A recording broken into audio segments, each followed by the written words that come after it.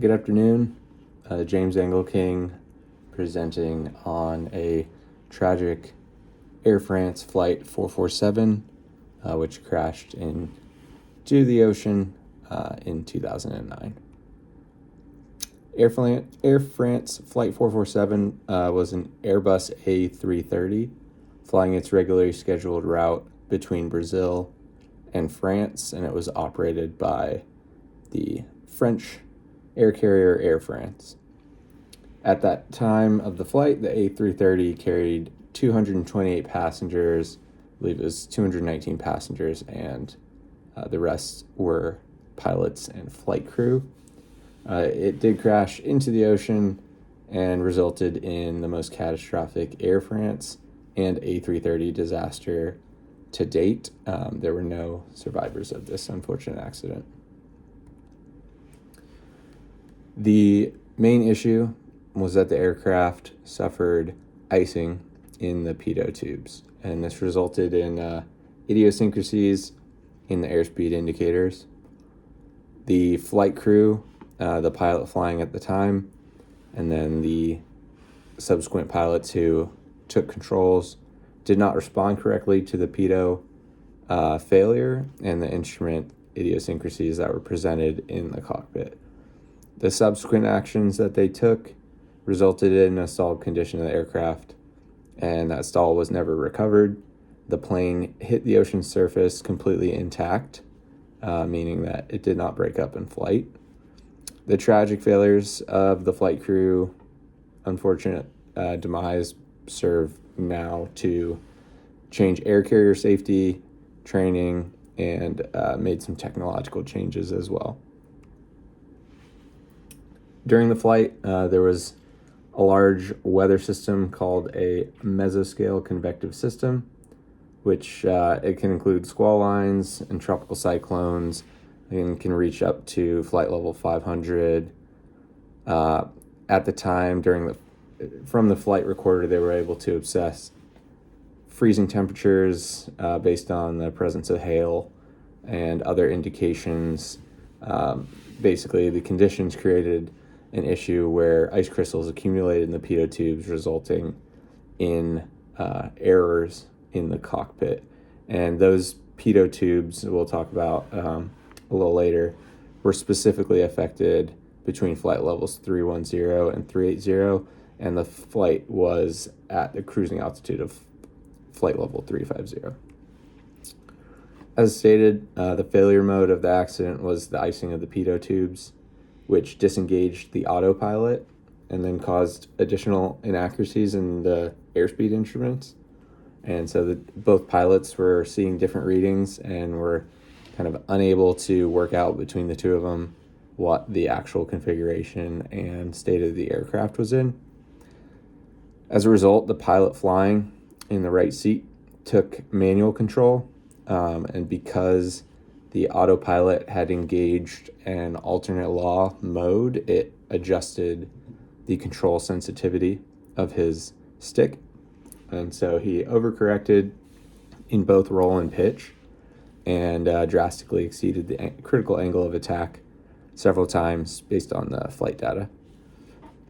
The issues with the pitot tubes, the autopilot, and the airspeed indications resulted in the maintaining of a nose-up attitude in the aircraft, reaching a peak vertical speed of 7,000 feet per minute. And so despite all that, they were still hand-flying this aircraft. All of those were causal factors as found by the crash investigation. The aircraft finally entered a stall, and the pilot flying was relieved by the pilot in the left seat verbally, but continued to fly, pulling back, and their two control inputs counteracted one another. The engines were also at an extremely high power setting, and trying to make full thrust in takeoff go-around setting, but the nose never dropped below a 35-degree angle of attack. And the left seat finally did identify the dual input issue and again told the right seat to stop making inputs on the flight controls. but was ignored and was very concerned about the descent rate and altitude and continued to pull back. The aircraft finally hit the ocean's surface in a belly first attitude, so landed essentially flat on the surface, I believe at about 102 miles per hour. And the stall lasted from essentially the initial stall condition to impact, which is why it was able to land as it did, fully intact with a relatively low relative airspeed. And the stall condition lasted 3 minutes, 30 seconds, according to the flight record. In total, the crash took about 4 minutes from the first pilot flying's actions in response to the pitot ice. Some major technological changes happened as a outcome of the crash investigation. Specifically, in July 2009, Airbus issued guidance to operators of the A330 and 340 about the pitot tubes and the affected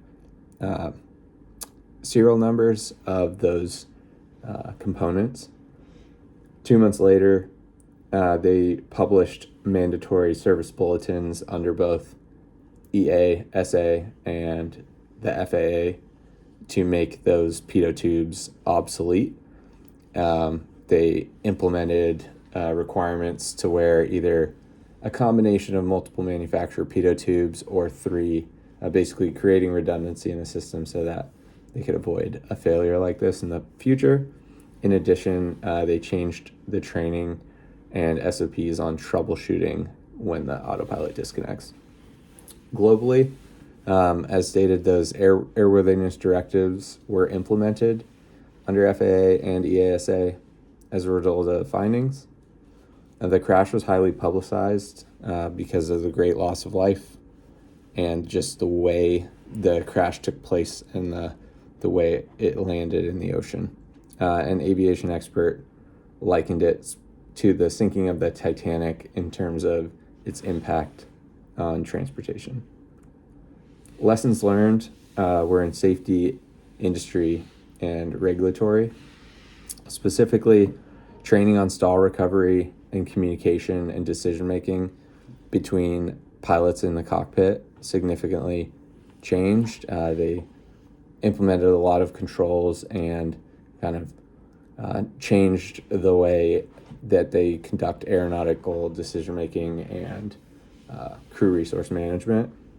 In the industry, as we discussed, technological changes to the pitot tubes and the sensors were able to kind of help mitigate this in the future by reducing the chance of the failure mode occurring. And then they changed regulation as well to increase maintenance requirements on those pitot tubes and push for more stringent pilot training. It was an absolutely an avoidable tragedy. The pilots made a number of mistakes that would have otherwise not enabled this aircraft to stall for 3 minutes and crash in the ocean, which is very unfortunate. The failure of the equipment was unfortunate, but was manageable, and basically the insufficient actions of the flight crew led to the crash. The outcome, however, is that there were a lot of lessons learned for the aviation industry and community.